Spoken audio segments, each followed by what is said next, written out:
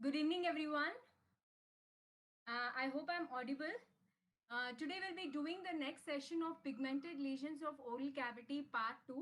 If you all remember, last time we covered what are all the things which would lead to pigmentation in oral cavity. So today we'll go and learn some more about it. I hope I'm audible, and nice to meet you all again. So we'll just start and see what are all the contents which would have led to pigmentation in oral cavity. So that can be divided into following things. The pigment in the oral cavity is can be caused because of some of melanin, which is produced by the melanocytes, and others like drugs, certain drugs like tetracycline, and then some other drugs like acyclovir can lead to pigmentation in oral cavity. Metals lead to pigmentation because they combine with the inflammatory products and they give a colored product like arsenic, bismuth, platinum, and mercury. Red blood cell breakdown products. Now, this is very important. The breakdown, as we all know, the red blood cells have a red color because of the pigment which they have. What is the pigment which they have which leads to this color?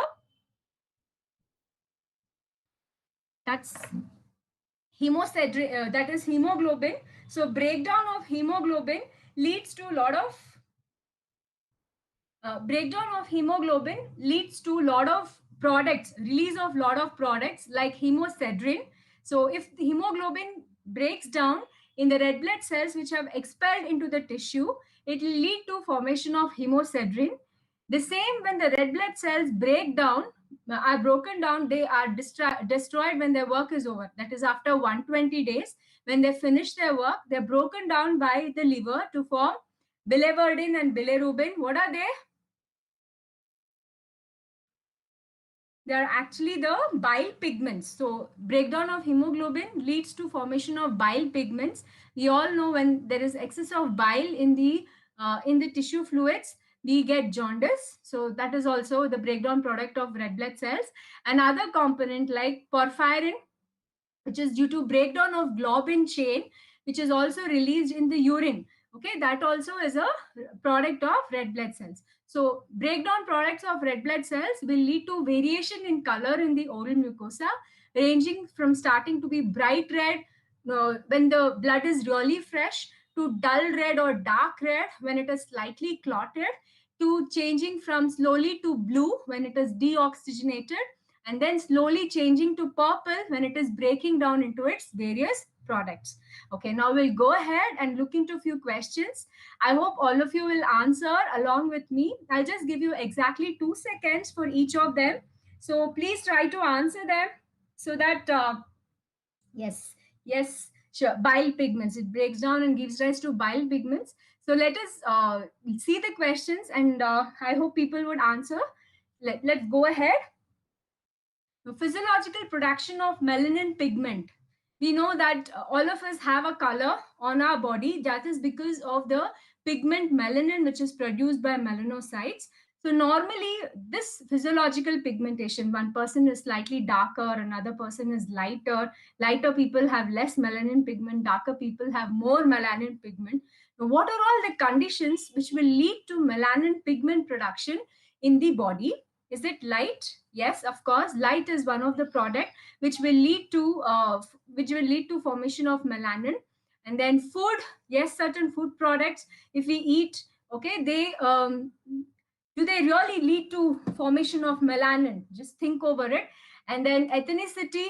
Yeah, yes, ethnicity does matter. The production of melanin, the amount of production of melanin depends is hereditary based, and it is controlled by genes and hormones. So the one thing which may not lead to production of melanin pigment is food what we take. They don't usually lead to. Very good. Or most of you have answered this question, which is food and B. So that's nice. So let's go ahead and see the next question.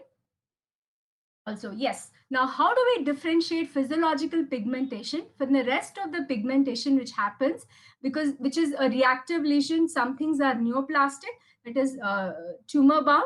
Okay, so when it is a physiological pigmentation, we see a symmetry. Okay, there is a symmetry which is present both on right and left side. It is persistent. Okay, whatever you do, it doesn't go because it is physiological and it is hereditary based. and it's controlled by your genes, it doesn't go. Whatever bleaching techniques, and nowadays there are a lot of techniques where dentists tell you that, when the clinicians tell you that they'll remove the pigment. Yes, it goes for the time being, but because it is genetic, it does return back. So physiological pigmentation is persistent. It does not alter the normal texture of the mucosa. For example, take gingiva. When we have pigmentation on gingiva, the stippling on gingiva is not lost. Same when you see it on buccal mucosa, you can see that the surface is smooth. Okay, the texture is similar to that of the surrounding tissue, except that there is more melanin deposition in that region. Okay, now what is the common site for physiological pigmentation in the oral cavity? It is gingiva.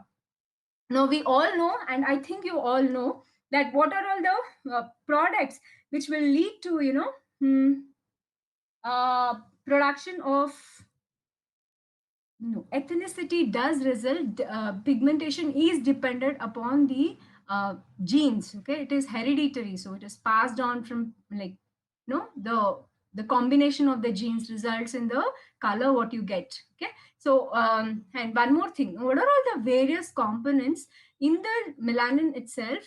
Okay, which are responsible for the various colors you have. It's not always the increased melanin production. Okay, which would have led to it. Maybe because the amount of melanin that a melanocyte holds will be less. It will distribute it more towards the keratinocytes. At that point, what happens? You have more melanin pigmentation. Not always there is increase in the number of melanocytes. It is increased production of melanin by the melanocytes, which will also lead to increased pigmentation most commonly. Okay, so we'll go ahead and see the next question. Are you all ready? Okay, now this is something which you would have to, this is number game. Okay, dash amounts of cigarette smoking per day is sufficient to produce gingival melanin deposition. Now, what we previously just spoke was about how you physiological pigmentation, which is hereditary, passed on from generations, okay, and it is persistent. The next thing what all will be reading is reactive. Okay, sometimes our mucosa responds to various insults to which it undergoes by production of melanin. Okay, melanin products are actually involved in removing the waste products, cleaning up the oral mucosa and all such things. So heat produces increased melanin production. So cigarette smoke, which generates a lot of heat in the oral cavity, will result in melanin production. Okay, so now what is that amount? What is that particular amount? Let us forget this number 2. It is 10 per day. Is it 10 per day? Is it 5 per day? Is it 9 per day? Or is it 15 per day? Any answers? Answers for the next question? Any answers for the next one? Not 5 per day. It is around 9 per day. They've conducted a study which tells you that it is around 9 per day. So the amount of pigment production is around 9 per day. So smoking 9 cigarettes per day will lead to increased melanin production. Now, what is exactly the mechanism behind it? The components in tobacco stimulate melanocytes to produce more melanin that gets deposited in the tissues. Okay, now, once you have increased amount of melanin produced, we all know that melanocytes are the non-keratinocytes, which are present basically in the basal layer of the epithelium. Okay, so they appear clear in the basal layer. The non-keratinocytes appear clear in the oral cavity. So these cells, you see certain cells here which are appearing clear, basically found in the basal region. These can be melanocytes. Until unless you confirm with a marker, you can't tell that. So these all of them can be melanocytes. Yes, okay. So when they produce more amount of melanin, what happens? This particular melanin spills over into the underlying connective tissue. Okay, now melanin should be present only in the epithelium. It is not supposed to shift into the underlying connective tissue. When it happens, it acts as a foreign agent to the connective tissue. So anything which is foreign, what happens if anything is foreign? We have a inflammatory reaction happening. So what happened? All the macrophages, yes, it's 9 per day. So all the macrophages coming to eat up that extra melanin which is spilled over into the connective tissue. And this is just to depict how the macrophage, this is a macrophage which has eaten up lot of melanin pigments, and then when it bears lot of melanin pigment, it is called as the melanophage. I think you would have heard of mucinophagus, if I'm not wrong. This is nothing but a macrophage which has ingested lot of mucin. So similar names are given to macrophages based on what they have engulfed. So if they have engulfed melanin, they are called as melanophages. So what cells, what you're seeing here, these are the cells which have eaten up a lot of melanin, and these are called as the melanophages. Now, what are the other reactive lesions or inflammatory lesions which lead to reactive pigmentation in the oral cavity? Lichen planus is one such thing. Lichen planus, if we all know, is a inflammatory condition where you have a band, subepithelial band of, like, the whole here subepithelial, we have a band of inflammatory cells. So it's an inflammatory condition which will trigger, after the inflammation, there is production of more melanin as a reactive mechanism. It happens as a reaction. So we can see post-inflammatory pigmentation in lichen planus and in pemphigoid. So if you have observed certain people with skin disorders, you see they'll have a lot of pigmentation on the skin. This is nothing but after the lesions have healed, they heal by forming pigments. Okay. So these are some of the reactive lesions where melanin pigment is excessively produced. Now we'll see other conditions where you have excess melanin production. So what are the drugs? The drugs causing oral pigmentation include, anybody? Is it azithromycin, antacids, then acyclovir, amlodipine? Any answers?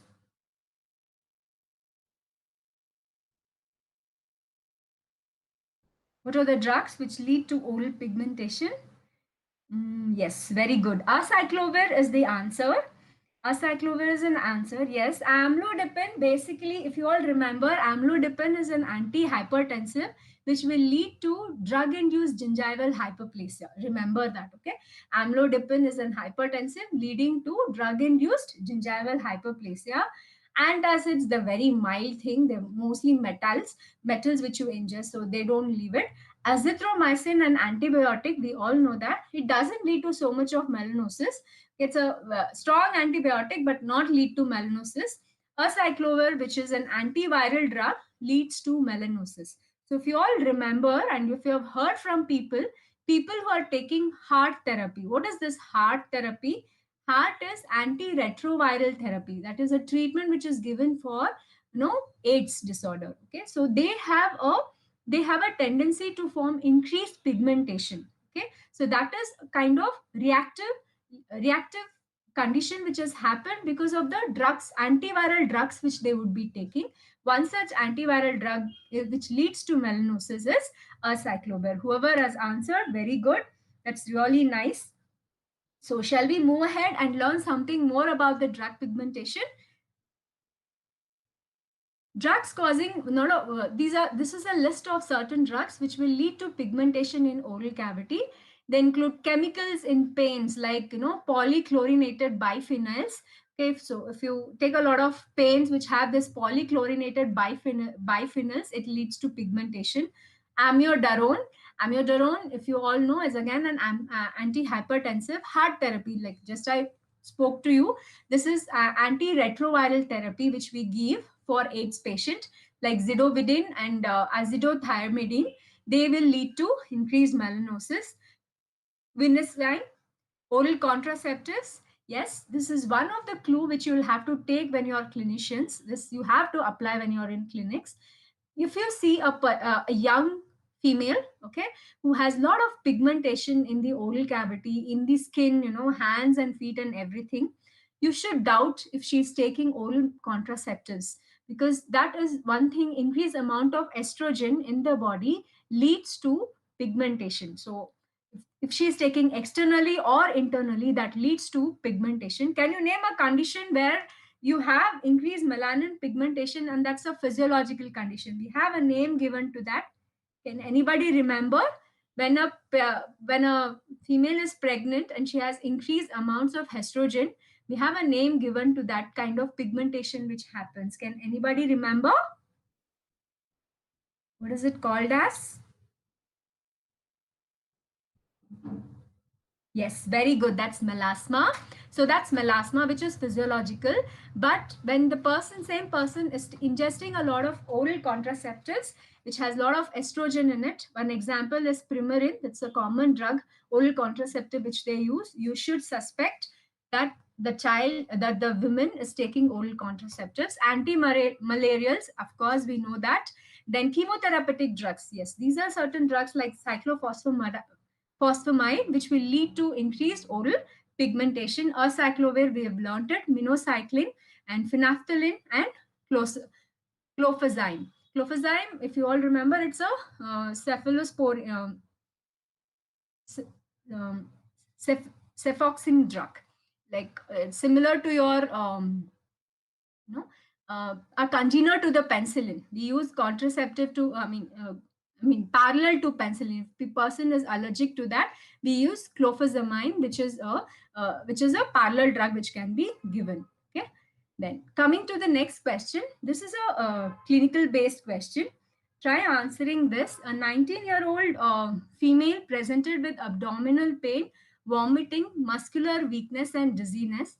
On examination, the blood pressure was 160 by 100 and pulse rate was 90 beats per minute.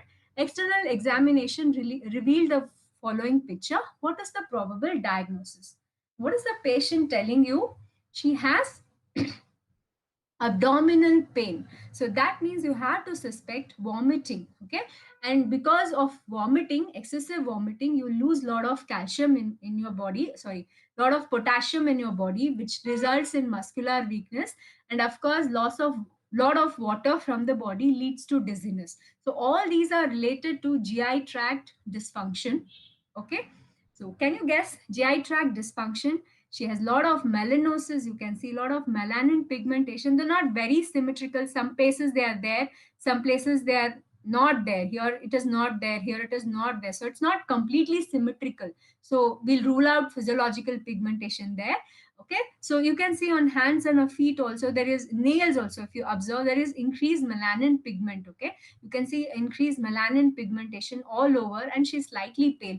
Now, this paleness is because of anemia, which has resulted because of the GI tract abnormality. Revealed this, the tongue is showing pigmentation. You know, the everywhere.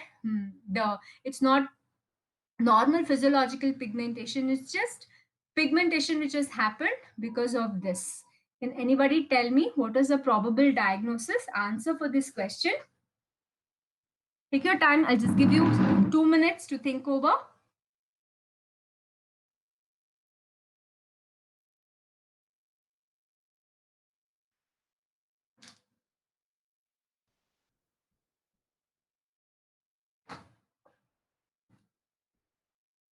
Yes. Yes, the answer is Pioch-Jiger's syndrome. Very good. These are the manifestations. And what are the manifestations we have in Pioch-Jiger's syndrome? We all know that Pioch-Jiger's syndrome is caused because of gene mutation. We call it as APC gene. There is a gene mutation which will result in lot of abdominal polyps, okay, intestinal polyposis, and pigmentation all around. So these are the main features of Pioch-Jiger's syndrome. So the answer for this question is your D, which is Pioch-Jiger's syndrome. Sorry, and again, answer for this question. Just think over again. What else is the problem for this condition? Okay. Why should you have this? Answer is right, but why anemia and all is related to your anemia and all is related to because of the GI disturbances. And the next slide which comes up for you is this. Now, I just wanted to speak to you why in cases of xeroderma pigmentosum is a skin condition where you have, along with the pigmentation all around the body, the pigmentation pattern which happens is like a circle. Okay, so here what we see is not like a circle. They may have this GI disturbances, but it's the main manifestation is skin, which shows, you know, swirling like pigmentation all over the body. Addison's disease, we know, is a condition caused because of increased ACTH hormone secretion, which which is adenocorticosterone hormone, which is increased, leading to pigmentation. Okay, BK mole syndrome is another mole syndrome leading. It is caused. It results in basal cell carcinomas. Okay, so here we don't see any such carcinoma manifestations. So the most probable answer for this is Pierce-Jiggers syndrome. Okay. Yes, very good. So we'll just go ahead and see why do we have so much of pigmentation in Addison's disease.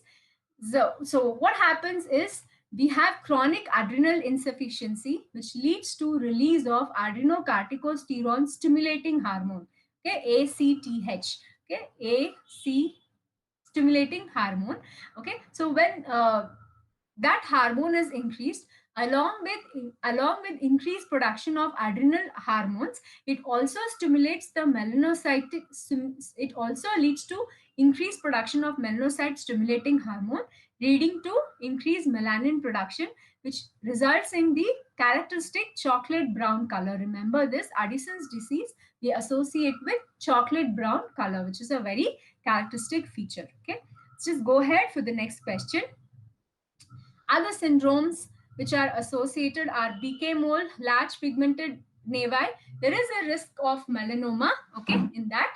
And then you have Langer-Haniker syndrome, where you have pigments on the lips, oral, finger macule, subungual melanocyte streaks. Blander syndrome, another syndrome associated with melanocytic macules of oral mucosa. Hemangiomas of small intestine.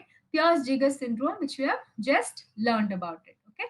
Most commonly, perioral pigmentation is seen, but this is one condition where you're seeing this more. That is because of this is actual patient condition which had presented. Not normally, you may not always have this kind of perioral pigmentation. So you can have pigmentation elsewhere also. Okay. Now coming to the next question, focal melanin deposition not associated with race or appropriate syndrome are called as. Any answers for this?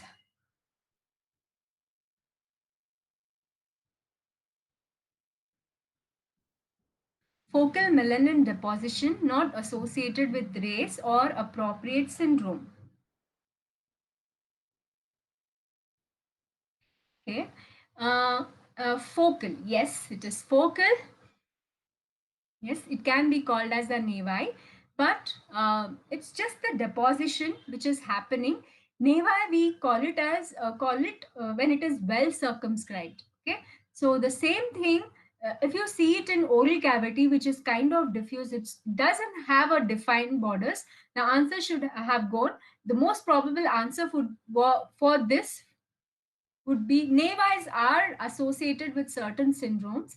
Okay, we do have nevis associated with syndrome like melanocytic nevo-melanocytic syndrome. So nevi do are associated with syndromes, but certain things like oral melanotic macules are not associated any with any race. Like the hereditary pattern doesn't show any pigmentation. Okay, and it is not symmetric, and it is not retaining the though the normal texture is there, it's not symmetric. Okay, so that particular thing, and it is very focal with defined borders, but the lesion is very diffuse. Okay, the lesion is very like a macule, but it has a very defined borders. It's actually oral melanotic macule. One thing, the answer is not nevi here, because your nevi can be associated with certain syndromes. One such syndrome is nevo-melanocytic syndrome. There's a syndrome associated with nevi. Okay, ethnic pigmentation, I told you they are symmetric.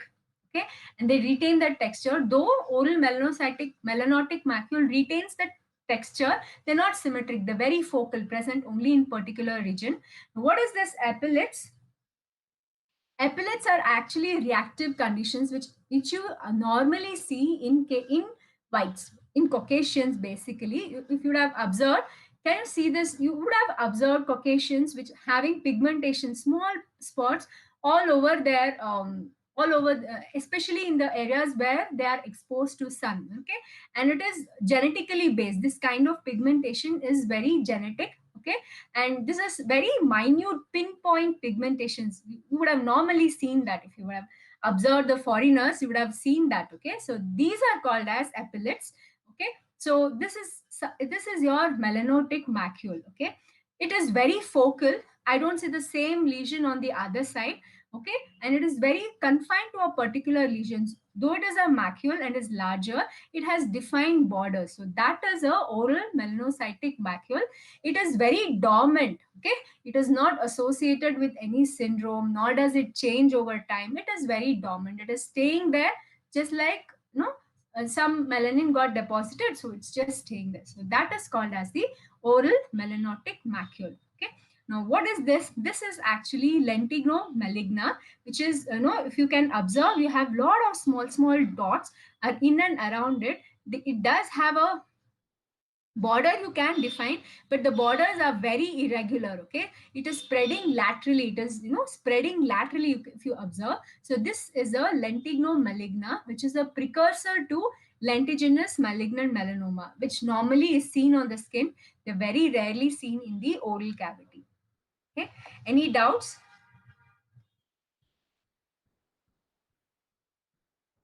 Any doubts, or shall I proceed?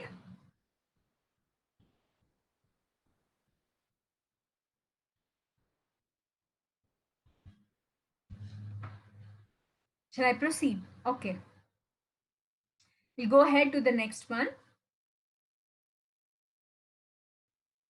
Okay. Malignant melanoma, we do have a radial spread and we have the lateral, vertical and radial spread. The lateral spread is also called as the radial spread. That's it. Okay, just go ahead. The nevi that has true dermal melanocytes. So we'll just discuss a few nevi here. Okay, now a nevi which has a true dermal melanocytes. Any answers for this? Is it blue nevi, balloon nevi, intradermal nevi, halo nevi? Answer is neither B nor D.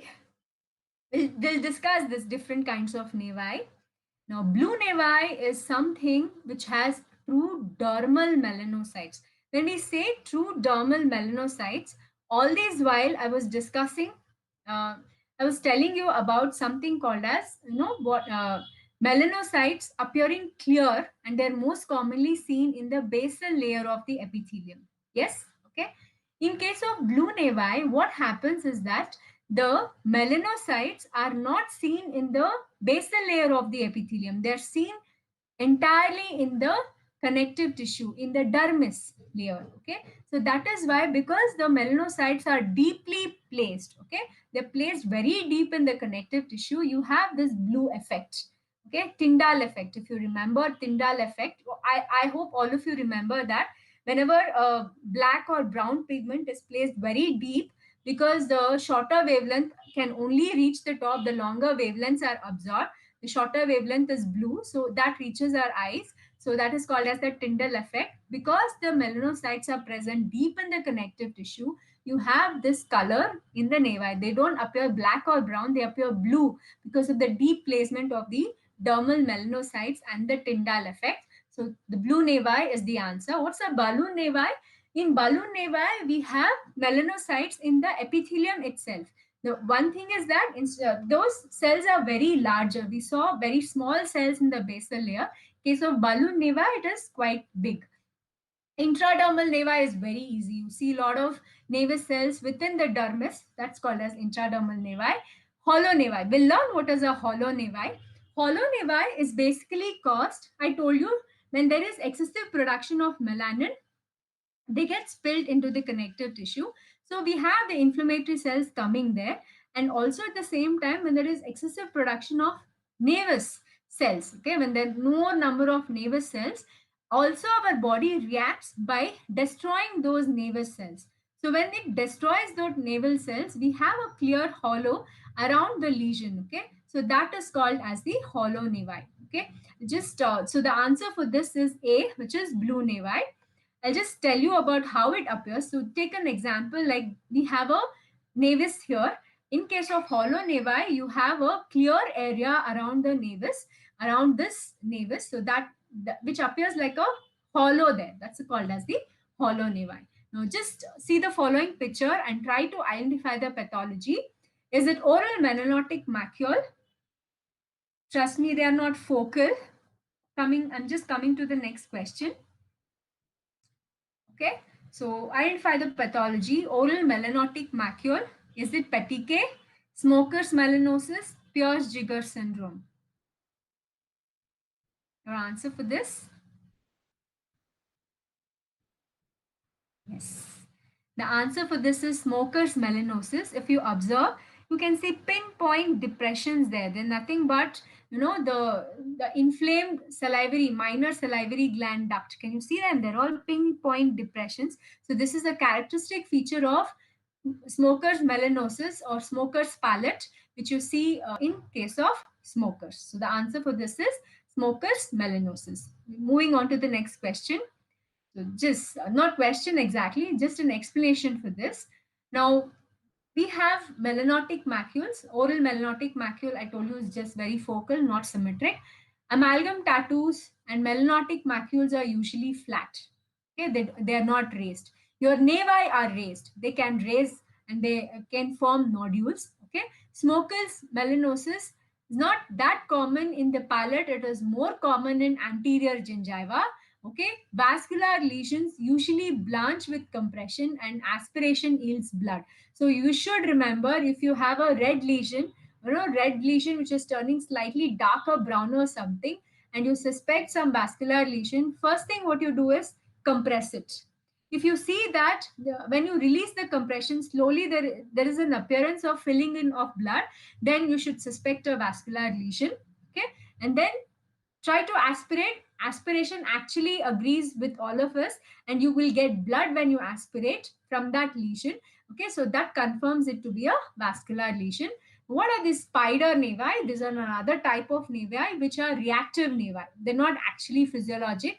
They have happened as a reaction to some to injuries, to sun exposure, hormonal changes, or a liver disease. So this is an example of spider nevi, which is kind of a vascular lesion.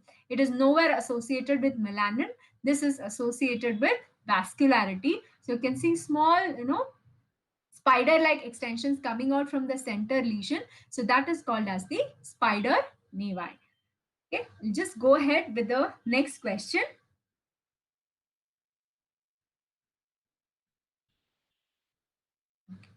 Next question. Here goes the next question. Yes, most of you have answered for this question, which is smoker's melanosis. Very good, all of you. Okay, in early phases of malignant melanoma, radial growth phase predominates in all except, as one of you told me, radial growth is nothing but the lateral spread of melanocytes. Okay, they're not entering deep into the connective tissue. The melanocytes are just spreading laterally, or they're moving to the adjacent sites. Okay, where do you see that predominantly in the different types of melanoma of the skin? Okay, is it aryl lentiginous melanoma, nodular melanoma, superficial spreading melanoma, lentigo malignant, maligna melanoma? So which is the condition where initially only there is vertical spread and not radial spread? Yes, very good. So right here goes the answer. The answer is nodular melanoma, where the initial presentation itself is vertical spread and not no radial or the lateral spread. Very good. We'll go ahead. So the small description about the different types of melanomas. Superficial spreading type appears as a macule which slowly becomes plaque of varying colors, and it is smaller than 3 centimeters.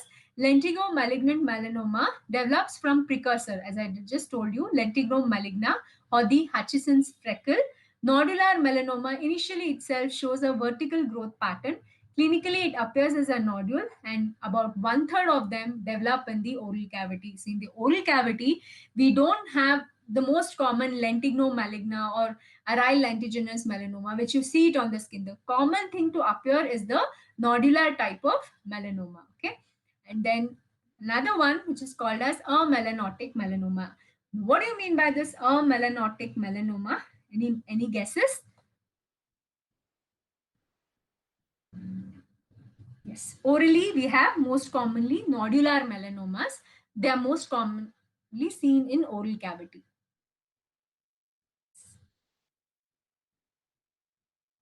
Anybody? What is this amelanotic melanoma?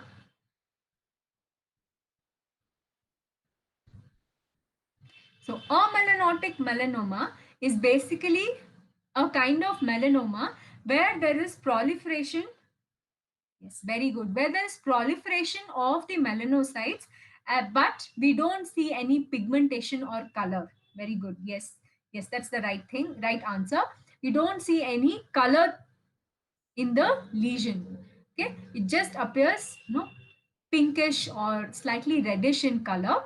Okay, that's so because melanin pigment is not produced, but the melanocytes are continuously proliferating. So that is called as a melanotic melanoma. Go ahead. Okay, so this is a TNM classification for grouping mucosal melanomas. Okay, all these while that classification which you saw was for the skin. This one is for the melanoma which occurs in the on the mucosa like oral cavity. Okay, so on that, how do we classify primary tumor? Note here, we don't have T1 here. There's nothing called as T1. Directly it goes to 3T, 34, T4B. So now melanoma is one such condition where they do, neck dissection, and radical neck dissection is mandatory even if you do not detect any lymph node metastasis. And that's the prescription given by the guidelines given by the melanoma group, International Melanoma Group, that you have to do a radical neck dissection even though you don't find any lymph nodes palpable, because melanoma, even when it is an initial presentation, even when there's just a very small lesion, even then you have to do neck dissection as a precautionary measure, because melanomas are very violent. They spread to the adjacent lymph nodes very fast. You may not detect them, but they are very rapidly spreading tumors. They're very grave tumors. So it is initially advised that you have to undergo radical neck dissection the moment the case is diagnosed as melanoma. Okay, even though you don't have any lymph nodes palpable, that's why the primary tumor is directly graded as T3. Okay, even though if it is small, T4A if it is moderately advanced disease. Okay, and involving the deep soft tissue, cartilage, bone, or overlying skin. T4B is very advanced disease. It has extended, involves the cranial nerve, skull, dura, base, so many other structures, and it's called as T4B. So leave, yeah. I told you regional lymph nodes you can't assess. Sometimes there is no metastasis, sometimes there is metastasis present, but metastasis or no metastasis, radical neck dissection is advised for them. Now, distant metastasis is seen or not seen. Okay, and this is how we stage the melanoma. This is according to American Joint Society of Cancer. Okay, now let us see and identify the following histopathological condition. Can you see this cells here? You see this clear cells? Actually, what has happened, there are very single cells and they've spread all over. Okay, they are large cells. Okay, we now you can call them as balloon nevus cells. Okay, here, but you can see them, they're spread all over. They're very single cells. Okay, can you see? Can you think what this condition may be? Answer for this? Yes, a melanotic melanoma is aggressive. Answer for this condition? Is it Paget's disease of skin, Paget's disease of bone, Paget's disease of breast, Pagetoid spread, or Paget's spread? They're all single cells. Anybody? Single clear cells. We learned about these clear cells. These clear cells will be most commonly melanocytes. Because they appear to be coming from the basal layer, suspected to be melanocytes. And see how they're spread like single cells. Not just when you fire the bullet and how it scatters all around the epithelium, like singly. Okay, you can see that spread, kind of spread. Any guesses? Yes, that's called as the Pagetoid spread, okay, or the buckshot spread, okay, where you have fired and each single piece, like a single piece, it is spread all over the epithelium, full thickness of the epithelium. These are all single cells which are spread over. The same thing, if you would have seen the cells in clusters, no, the cell is present in cluster. There's one cluster here, there's one cluster here. Cluster of cells are seen. We call that as intradermal melanoma, intraepithelial melanoma. Sorry, intraepithelial nevi. Sorry, histological type of intraepithelial nevi. Now we'll learn what is this Paget's disease of bone. Paget's disease of breast is different. So we'll not go into breast, skin, and of bone. We'll see what is it. The answer for this is D. It is this kind of spread where you see single spread cells spreading all over the epithelium is D. So the answer for this is actually Pagetoid spread. Okay. Now we'll see what is this Paget's disease of skin. The answer for the previous answer is Pagetoid spread, which is nothing but single tumor cells infiltrating into the upper layers of sulfase epithelium. So you actually saw single cells, they are spreading and reaching the superficial layers. Where they were supposed to be present only in the basal layers, they are reaching the superficial layers. Paget's disease of skin is intraepithelial adenocarcinoma. So it's a carcinoma which is intraepithelial. In the epithelium itself, you have adeno. Adeno means secretory carcinoma. So something cells are secreting something, and the carcinoma is arising out of those secretory cells. Okay, Paget's disease of bone. We all know this. It's the disease of the old, which is the continuous bone deposition, and resorption leads to increased temperature, and it is most commonly seen in old age, in the condition where you keep on changing the hats, keep on changing the dentures, just because the bone is growing in size because of continuous deposition, which is called as the Paget's disease, the abnormal bone deposition. Okay, now moving on to the next question. Identify the following condition. This should be easy. I hope all of you answer this. What is this condition?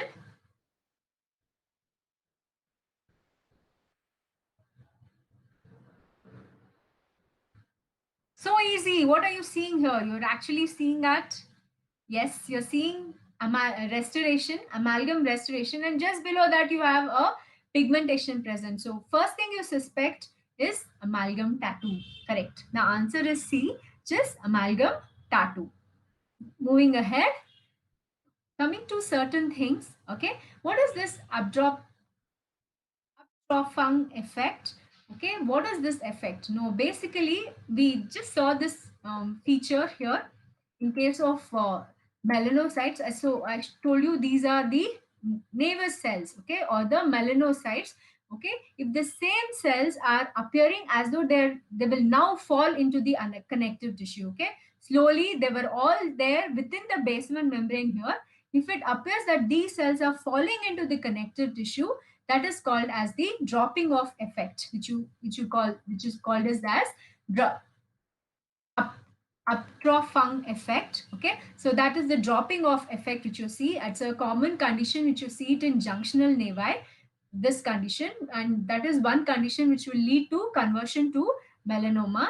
Tyndall effect, I just spoke to you, that occurs because of deeply placed melanoma cells which are producing or the melanoma pigments, because of which the higher wavelength will get absorbed and shorter wavelength, which is blue, gets reflected, and we can see only the shorter wavelength of light, which is called as the Tyndall effect. Next thing, what is this? Sutton's nevus is also known as dash, caused due to melanocyte destruction by the immune cells. What is the Sutton's nevus? We just now spoke to a condition where you have destruction of the melanocytes by the immune cells. Can anybody tell me which is the condition? Yes, very good. Yes, melanocytes drops into the dermis. That's the dropping off effect. What is the Sutton's nevus? This is another name for one more lesion which we just now learned it. Just recall yourself.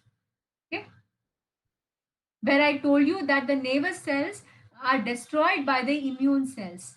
Okay?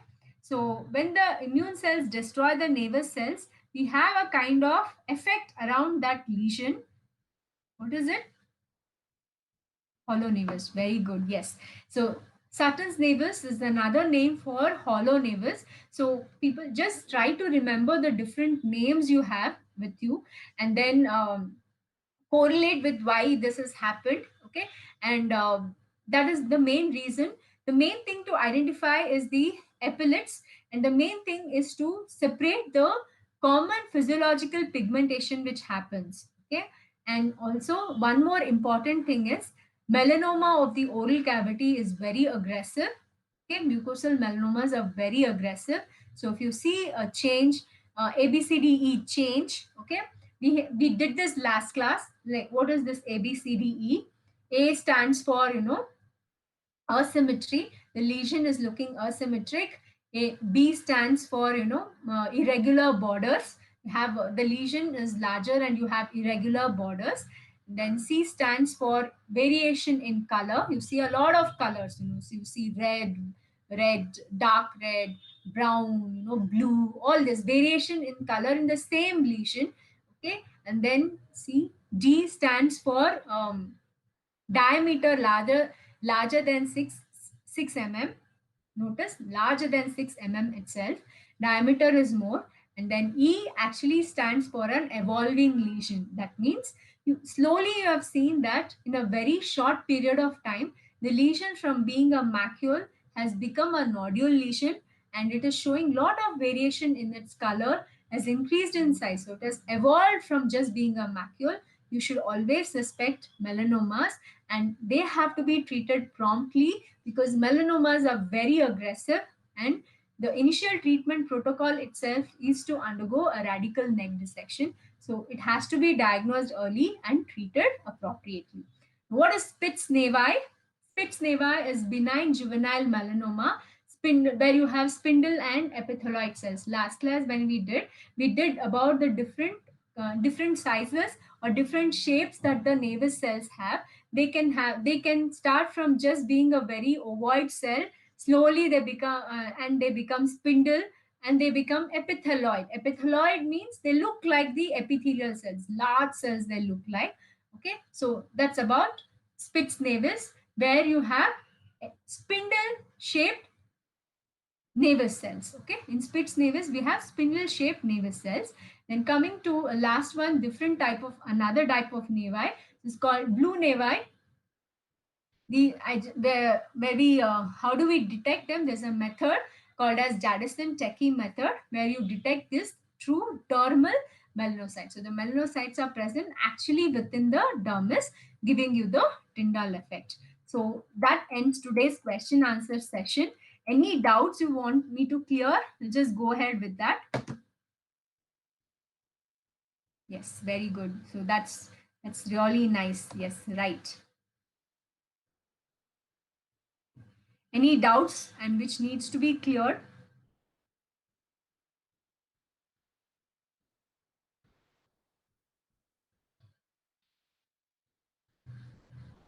Was there anything you want to know about this? Actually, pigmentation, drug pigment, that's what you have to first classify in your mind. The moment you see some question or any no picture related to pigmentation, first think whether it is physiological. Okay, the moment you have to think that it is physiological, you have to see for symmetry, you have to see for normal texture and all those conditions. The moment you're focused and you know that it is not physiological, then you think, is it focal melanocytic melanoma, oral melanocytic macule, which is very benign, not associated with any syndrome. It's a flat lesion just present in one focal point, in one nice corner. Is it present, or it is very diffuse lesion? Okay, that's how you have to differentiate. And then the next thing what you have to do is look for the different types of nevi. When we say nevi, we actually see round cells and not the dendritic cells of melanocytes. We have different types of nevi. The most common one which you see in oral cavity is blue nevi, okay, which is caused because of the true dermal melanocytes. Sometimes we do have the normal general nevi, which is brown in color. Again, the nevi is they may be slightly raised from the mucosa, but they are very benign. They should not be showing any change in their color. The moment they start showing some change in their size, shape, color, suspect melanomas. nevi can transform into melanomas, but not your oral melanocytic macules. They don't convert into melanomas. Okay. And then next, what you'll have to differentiate is all the reactive lesions which would have led to increased pigmentation in the oral cavity. That for a clinician, it is more common to find these reactive lesions which have led to pigmentation. Most common one is the smoker's melanosis, followed by the skin disorders like lichen planus. We all know that lichen planus is the most prevalent skin disorder in the oral cavity. Most common um, vesiculobular, I mean, most common not genodermatosis is a most common oral lichen planus is more common than any other skin diseases associated with the oral cavity. So, lichen planus can lead to oral pigmentation. The next thing you have to suspect is contraceptives in females. That is one more thing. If there is some hormonal variation, you have increased pigmentation. So, this is according to like what are all the incidents of occurrence of pigmentation, okay, in the oral cavity. And then then some syndromes which are associated with increased pigmentation. One such example is Addison's disease, and then we have Pearce-Jiger syndrome, and then we have the other syndromes, BK-Mole syndrome, all those syndromes which are associated with nevis or increased pigmentation in the oral cavity.